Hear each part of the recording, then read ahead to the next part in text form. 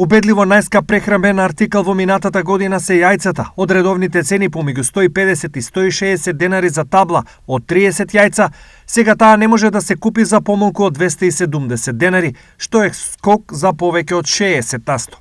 И то како? Многу има разлика што. Од 23 до 30 динара поскапени се јајцата.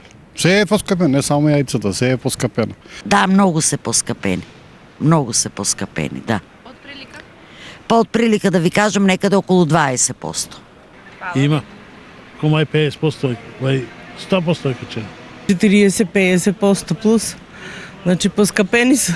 Според познавачите на состојбите, високата цена на јајцата е резултат на нивното слабо производство и зависност од увоз.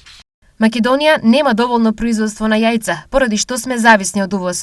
Земјите извознички ги диктираат цените, а дополнително овде се и трошоците за транспорт и увоз, што влијаат на крајната цена. Велат експерти за ТВ Стар.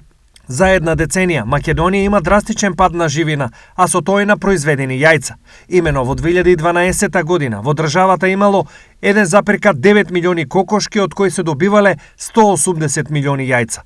Лани кокошки имало 1,4 милиони и 130 милиони јајца.